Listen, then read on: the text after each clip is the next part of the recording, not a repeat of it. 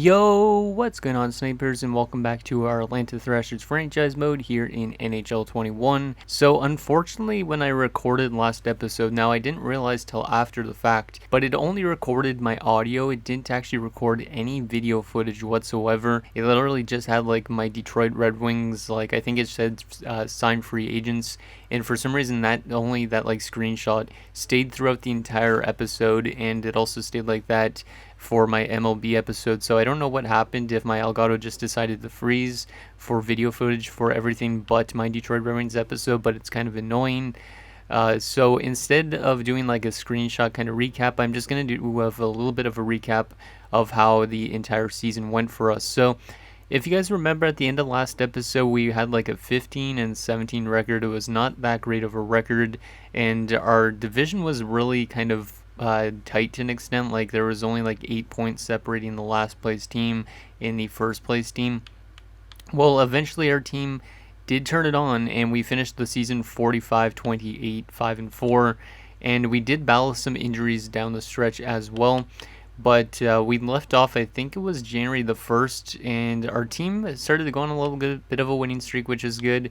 We suffered a couple losses in this month as well, but overall wise, it was a better month than what we had in the previous start to the season. Mainly due to, I think it was Brody coming back from injury around this point in time, so that helped us out a little bit. And then in February, up to the trade deadline, we were playing pretty good as well, winning quite a bit of games. We also suffered a couple losses, but not too much.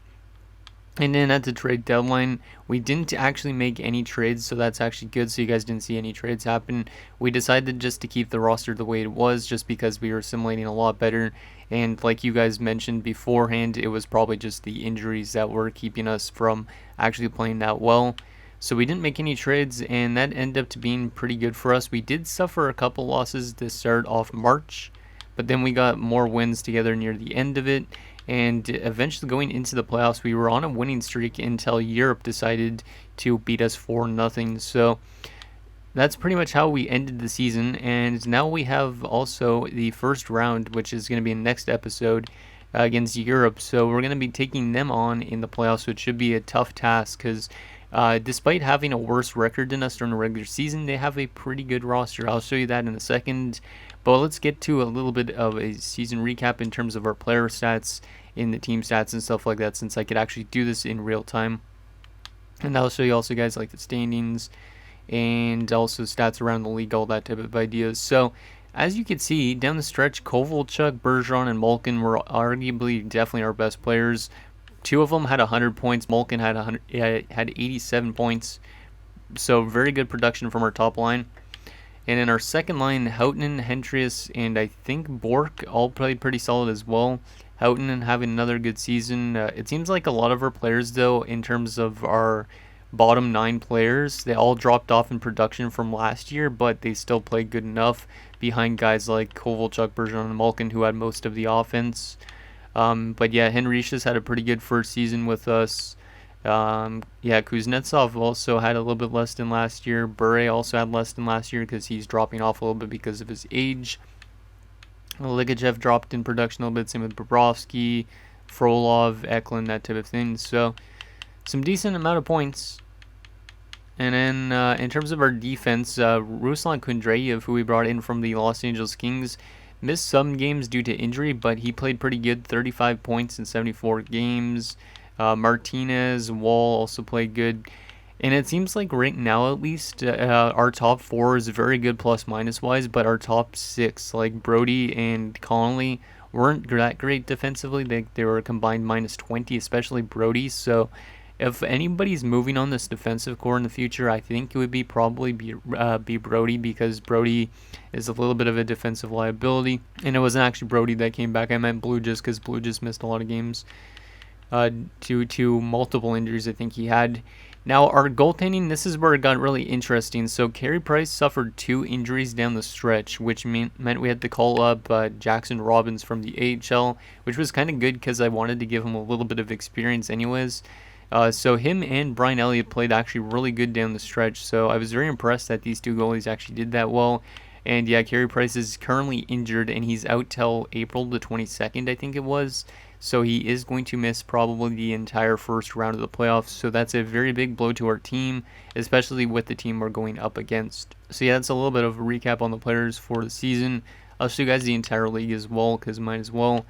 So as you can see, Eric Stahl and Tim Connolly in Buffalo both had the best seasons with 105 and 103 points. So those guys have some very good chemistry playing together. Probably mostly power play points. Well, actually, maybe not mostly power play points, but still. And then Alex Ovechkin led the NHL in goals with 54 goals. Eric Stahl behind him with 51. A couple other 40-goal scorers, including Malkin for us, which is nice. And then the best defenseman this year for points was Roman Hamrlik. And then also Sergei Gonchar's up there. Dan Boyle, who got injured near the end of the season. So it seems like Tampa Bay is definitely primed to potentially win another Stanley Cup. But as you can see, there's the defensive points. And then goaltending-wise, the best goalie for wins this year was Evgeny Nabokov in San Jose. Now, I was wondering where the heck Marc-Andre Fleury went, because if you guys remember, last season, Marc-Andre Fleury won them the Stanley Cup. Well, I was scrolling down, and Marc-Andre Fleury, I think, only played like 11 games. Yeah, he only played 11 games. He went 9-1-1. But it seems like he got injured really early on in the year, and I don't know where he is now, if he's still injured. Yeah, he definitely is still injured, but I don't know what kind of injury he had this year. Like, he barely played, so that's kind of interesting. But from the looks of it, though, Evgeny Nabokov is going to potentially win a Vezina, replacing Fleury for now, which is pretty insane considering he's dropped down to 82. He led the league in wins, and shutout-wise, it was Vokun and Nabokov. Save percentage-wise, Fleury had the best save percentage among all goalies. But since he missed so much, it looks like Henrik Lundqvist might win a Vezina potentially with a .916 save percentage. But if you go based on goals against, it's going to be probably going to Nabokov because of that 2.29. And then this horrible goalie had a 12 goals against average, which is kind of gross. Yeah, that was pretty much that. Also, we did actually have a goalie goal this year. Nabokov had 1 goal, 5 assists for 6 points, so that's kind of interesting. Not on our team, but still. So yeah, he led all goalies in that category. And then rookie skater-wise, the best rookie was Aiden Wright, who went first overall 2 years ago.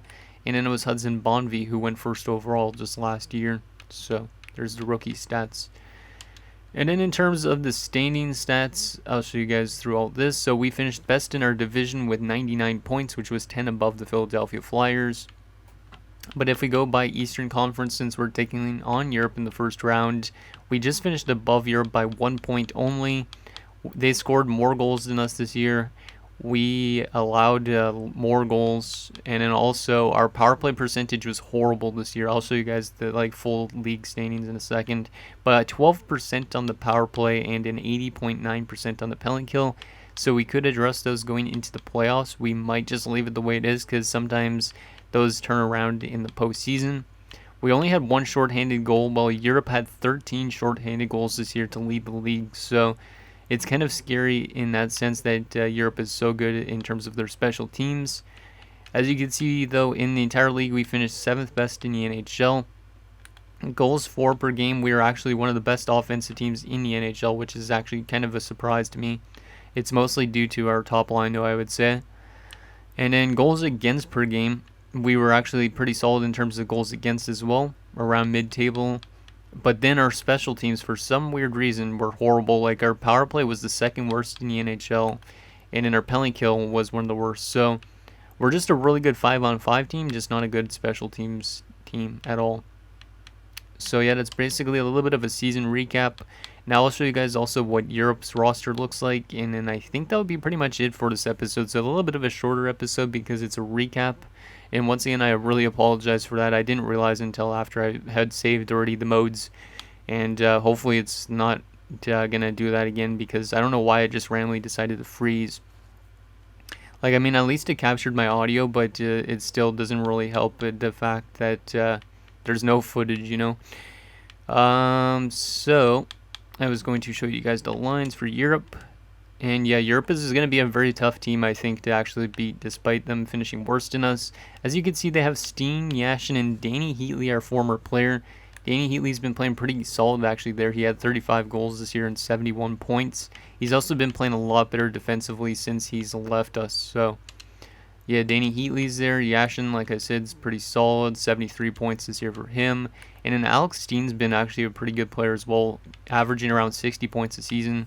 So he's pretty good. I don't know how he went up to a medium elite, though. It's kind of weird. Because I think I made him a top 6 forward, but since he was young enough, I guess he developed into an elite forward.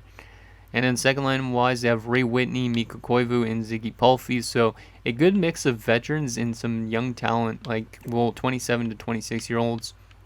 It's a good team.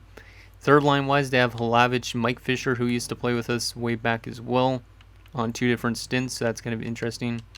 They also have Trevor Letowski, who played with us briefly too.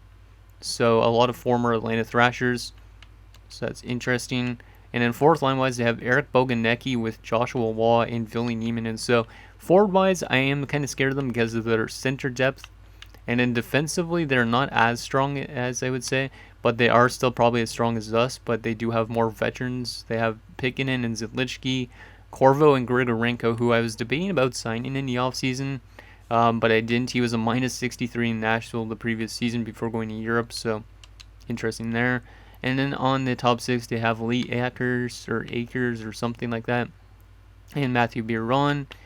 And goalie-wise, obviously Henrik Lundqvist is going to be tough to beat.